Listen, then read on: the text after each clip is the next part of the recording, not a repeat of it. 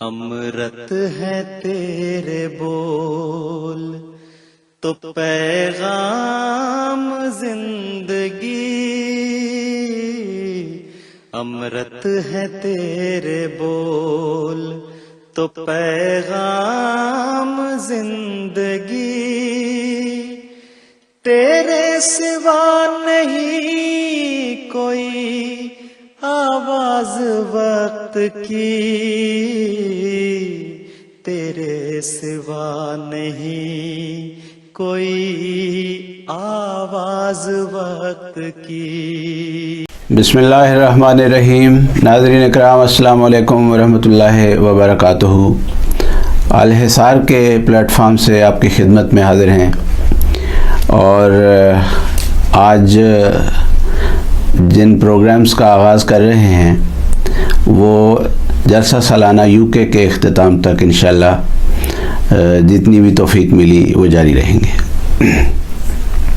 کسی نے بہت ہی خوبصورت شعر جو ہے وہ کہا ہے،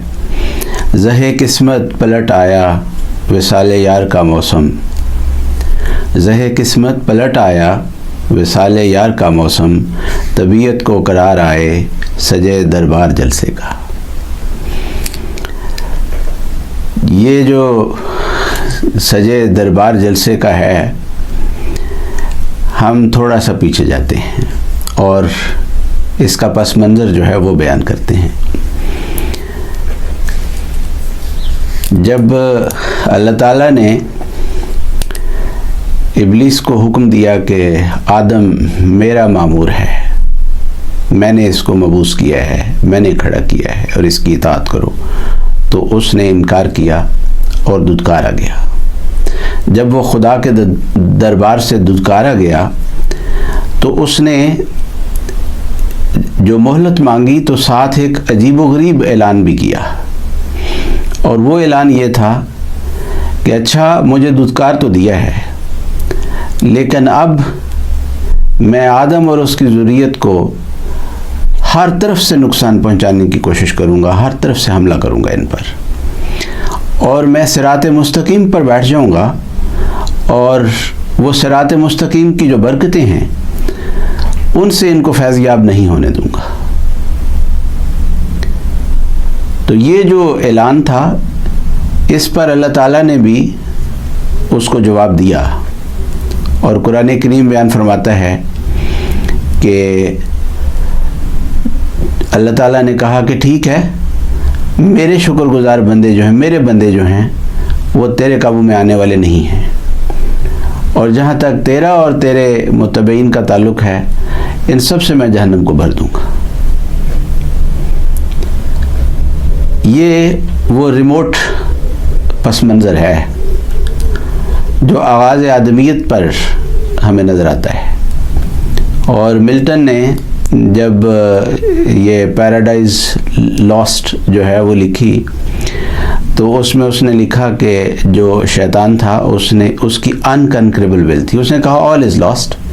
بٹ ناٹ انکنکریبل ول۔ ٹھیک ہے میں سب کچھ ہار گیا ہوں، لیکن میرے اندر ایک ایسا عزم ہے تیرے بندوں کو گمراہ کرنے کا اور ان کو نقصان پہنچانے کا جو انکنکریبل ہے۔ حقیقت یہ ہے کہ حکومت پاکستان نے 1984 میں جماعت احمدیہ کی روز افزوں ترقی کو دیکھ کر اس وقت جماعت کے اوپر جو حملہ کیا اس کے دو پہلو بڑے نمایاں تھے۔ ایک تو یہ کہ خلافت سے احمدیوں کا تعلق کاٹ دیا جائے،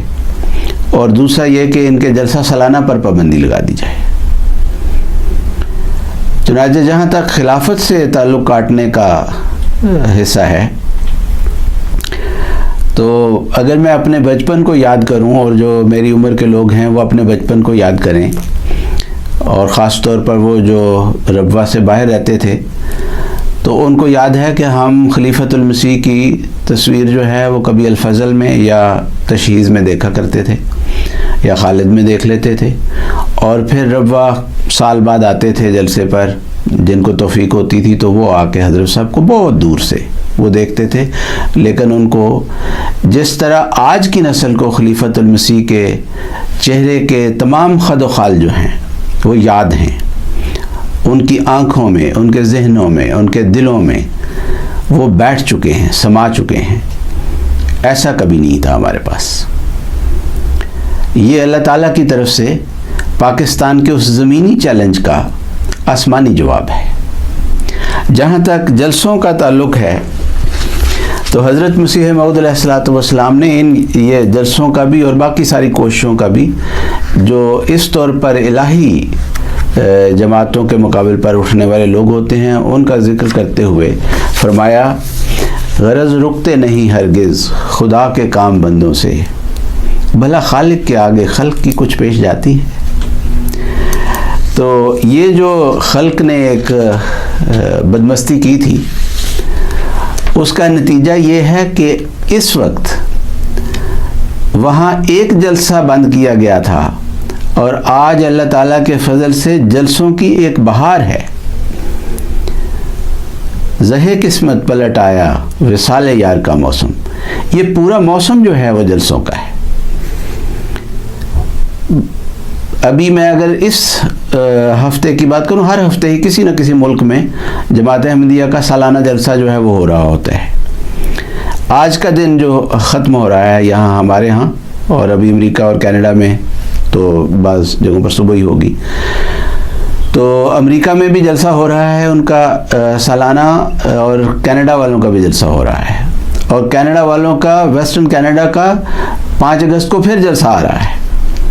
اور اس کے بعد اس سے پہلے یو کے کا جو انٹرنیشنل جلسہ ہے وہ بھی اس جولائی کے ہی مہینے میں آ رہا ہے۔ تو یہ جو جلسے ہیں یہ اپنی ذات میں حضرت مسیح موعود علیہ الصلوۃ والسلام کی سچائی کا ثبوت ہے کہ اللہ تعالیٰ نے کس طرح پر دشمن کو اپنے پیارے کی خاطر جواب دیا ہے ان کی تدبیر کو، اور ان کی ناکامی اور نامرادی جو ہے وہ بھی ایک ثبوت ہے مسیح موعود علیہ السلام کی سچائی کا۔ حضرت مسیح موعود علیہ الصلوۃ والسلام کو اللہ تعالیٰ نے وعدہ دیا تھا کہ میں تیری تبلیغ کو زمین کے کناروں تک پہنچاؤں گا۔ جو بھی مخالفین ہیں آج وہ انگلی اٹھا کے بتائیں کہ وہ کون سا کنارہ ہے زمین کا جس پر احمدیت موجود نہیں ہے، احمدی موجود نہیں ہے، فعال احمدی جماعتیں موجود نہیں ہیں، ایک بھی جگہ ایسی نہیں بتا سکتے۔ آج کے اس پروگرام کے بیان کرتے ہوئے سیدنا حضرت مسیح موعود علیہ الصلوۃ والسلام کے اس پہلے جلسے کی طرف ہم چلتے ہیں جو قادیان میں منعقد ہوا، اور اس کا پس منظر جو ہے وہ کیا تھا۔ آج کے اس پروگرام میں ہم اس پس منظر کو ہی بیان کریں گے۔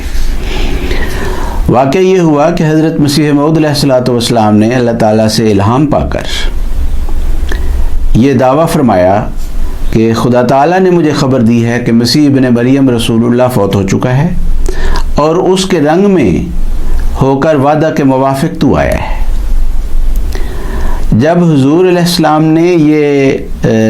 اعلان فرمایا تو بڑا شور اٹھا یکدم۔ اس سے پہلے تو جو کتابیں حضور لکھ رہے تھے، جو مناظرے کر رہے تھے، جو مضامین لکھ رہے تھے، ان کی ہر طرف سے ایک پذیرائی جو تھی وہ موجود تھی، اور بڑے بڑے شاندار تبصرے اور تجزیے جو تھے وہ ان کتابوں کے کیے جا رہے تھے۔ تو جب یہ واقعہ ہوا تو اب علماء کو اور عوام کو بھی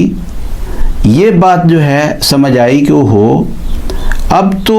یہ معمور من اللہ کا دعویٰ ہے، اب تو اس کے سامنے سر جھکانا پڑے گا۔ اب تو جس طرح آدم کے سامنے سجدے کا حکم تھا کہ اس کی اطاعت کرنی ہے، اب وہ کرنا پڑے گا۔ تو جو خوش قسمت تھے، جو خوش نصیب تھے، انہوں نے تو آمنا و صدقنا کہا اور مسیح موعود علیہ الصلوۃ والسلام کی بیعت میں شامل ہوئے، اور انہوں نے اس پیغام کو اپنی بساط کے مطابق ہر طرف پھیلانا شروع کیا۔ لیکن جو بدقسمت ٹولہ تھا اس نے بھی ایک رویہ اختیار کیا اور انہوں نے یہ کیا کہ ہر طرف جو ہے وہ نفرت پھیلانے کے لیے، جیسا کہ یہ چھچوری حرکتیں آج کل بھی کرتے ہیں کہ مینارے توڑ دیے، کتبے توڑ دیے، تدفین ہونے سے روکنے لگ پڑے، قربانی کے جانور جو ہیں وہ چوری کر کے لے گئے اور فریج سے گوشت نکال کے لے گئے. تو یہ چھچوری حرکتیں ان کی کوئی آج انوکھی نہیں ہیں. اس زمانے میں بھی اسی طرح کی چھچوری حرکتیں کرتے تھے، صرف اس میں انہوں نے اضافہ کیا ہے تھوڑا سا. گالم گلوچ، کافر کہنا، ہلڑ بازی، مار دھاڑ، اور وہ جو ایک آسمانی معاملہ تھا کہ خدا تعالیٰ نے ایک بندے کو مقرر کیا ہے،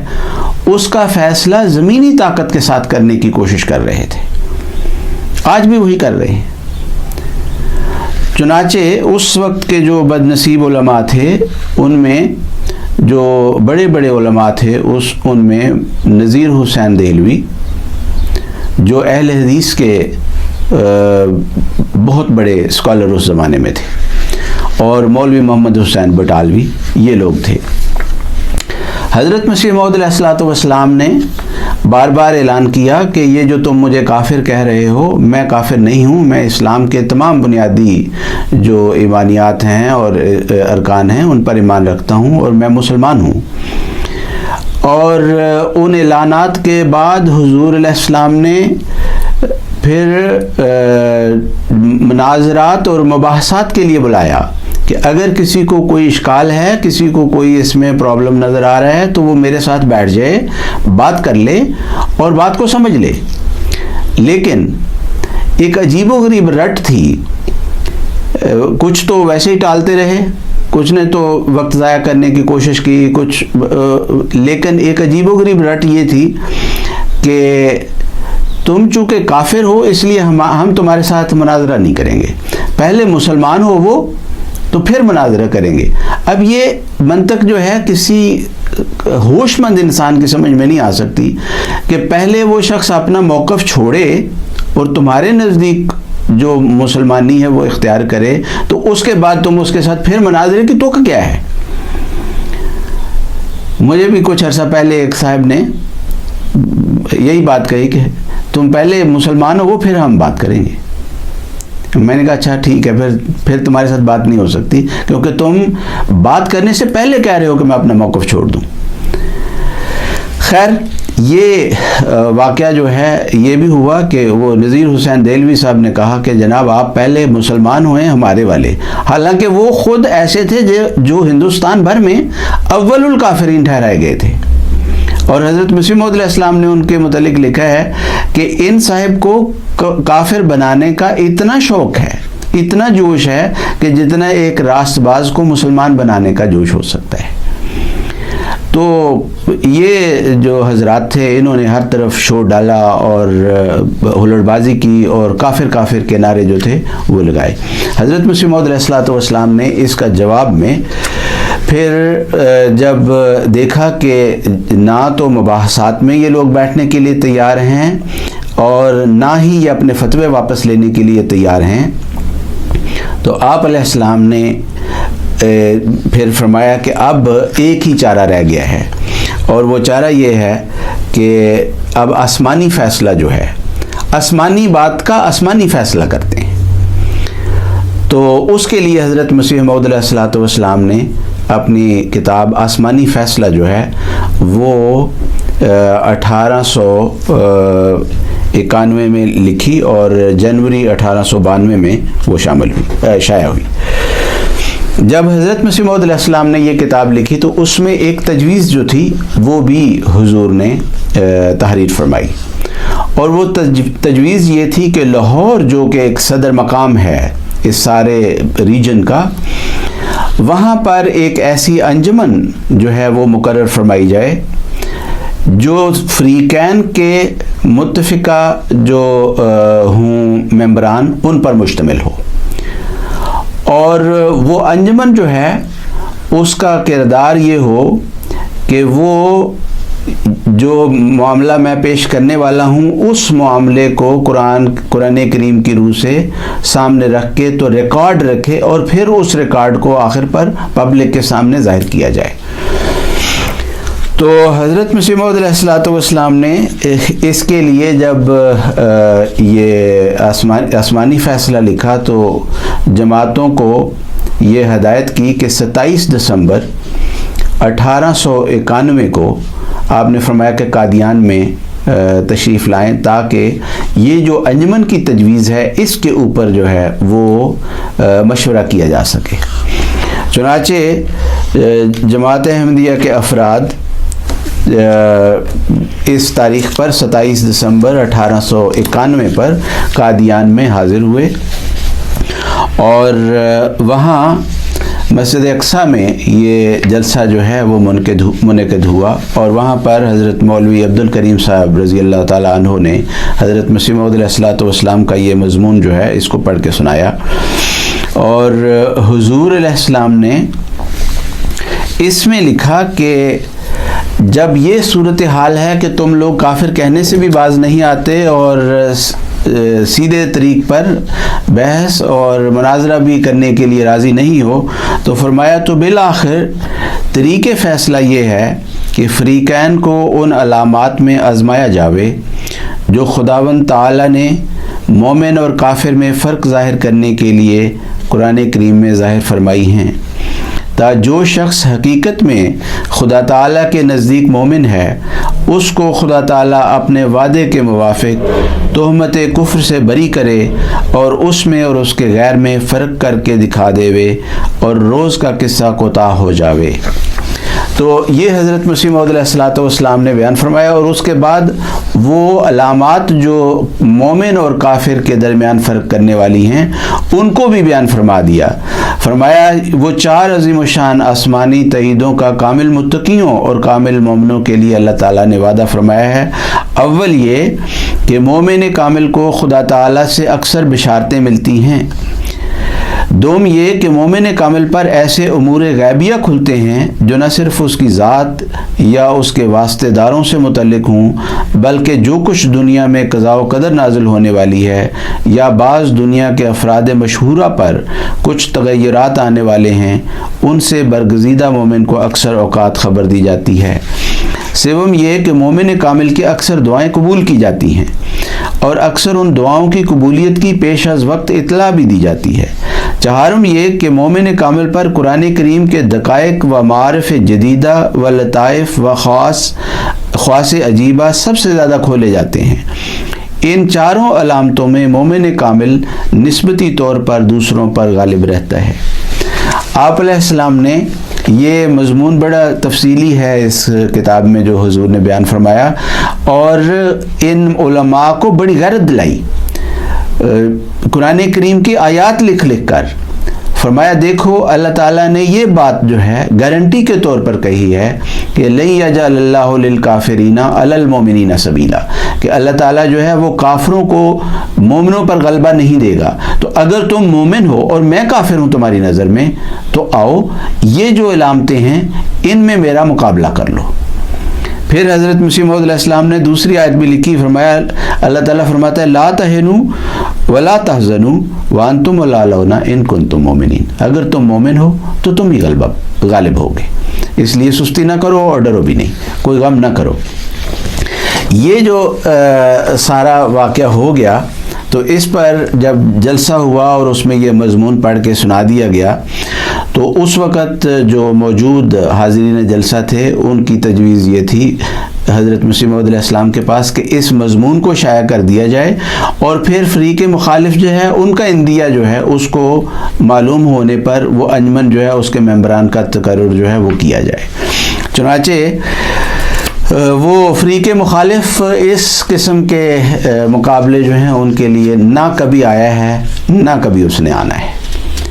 لہٰذا یہ انجمن بھی نہ بنی اور ممبران کا تقرر جو ہے وہ بھی نہ ہو سکا۔ اور یہ معاملہ جو ہے یہاں پر ہی ختم ہو گیا کہ لیکن اس جلسے میں حضرت مسیح موعود علیہ الصلوۃ والسلام کے جو عشاق تھے ان میں سے 75 کی تعداد جو تھی وہ شامل ہوئی. ان کے نام نامی جو ہیں وہ تاریخ احمدیت میں لکھے ہوئے ہیں. لیکن آج اگر ہم سوچیں تو میں نے جو یہاں یو کے میں 2011 کا جلسہ اٹینڈ کیا تھا تو میں ان دنوں وہ دیکھ رہا تھا کہ جو صرف یہ کمپنی کے ملازمین تھے جو وہاں پر یہ لگا رہے تھے ٹینٹ وغیرہ اور باقی انتظامات کر رہے تھے، ان کی تعداد ہی 100 سے زیادہ تھی. یہ میں ان کی بات کر رہا ہوں جو ایک کمپنی کے ملازم تھے، میں ان کی بات نہیں کر رہا جو جماعت کے والنٹیئرز ہیں جو وہاں پر خدمت کرتے ہیں. تو وہ جو یہ مارکیز لگاتے ہیں میں ان کی بات کر رہا ہوں. اور اللہ تعالیٰ کا فضل ہے کہ وہ بھی حضرت مسیح موعود علیہ الصلوۃ والسلام کے اس پیغام کو آگے پہنچانے میں، اور ان کو سب کو پتہ تھا کہ یہ جلسہ ہو رہا ہے اور کس کی خاطر جلسہ ہو رہا ہے. تو یہ مضمون جو ہے اس کو ہم جاری رکھیں گے اور اگلا پروگرام جو ہے انشاءاللہ وہ کریں گے حضرت مسیح موعود علیہ الصلوۃ والسلام کی زندگی کا جو باقاعدہ جو اس کے بعد اگلا 1892 کا جلسہ ہوا ہے جس کے لیے حضور نے اس جلسے کے فوراً بعد ہی اشتہار شائع فرما دیا. اس کے کچھ قوائف جو ہیں وہ آپ کے سامنے رکھیں گے کہ کس طرح ایک الہی جماعت جو ہے وہ اس وقت وہاں قادیان میں بیٹھے ہوئے وہ لوگ امریکہ اور یورپ کی باتیں کر رہے تھے کہ وہاں تبلیغ کیسے کرنی ہے، اور یہ آج ہماری تبلیغ کو وہاں پاکستان میں روکنے کی کوششیں کر رہے ہیں اور سمجھتے ہیں کہ ہم روک سکتے ہیں اس بات کو. جس جماعت کی بنیاد میں اس وقت یورپ اور امریکہ میں تبلیغ کی باتیں ہو رہی تھیں، تم آج یہاں اس جماعت کو روک کیسے سکتے ہو؟ تو یہ پاگل پن ہے. اس قسم کے پاگل پن جو ہے ہمیشہ دنیا میں لوگ کرتے ہی رہے ہیں. تو اللہ تعالیٰ جو ہے وہ ہدایت دے. جزاکم اللہ تعالیٰ و احسن الجزا. انشاءاللہ بہت جلد اگلا پروگرام لے کر آپ کی خدمت میں حاضر ہوں گے. السلام علیکم ورحمۃ اللہ وبرکاتہ.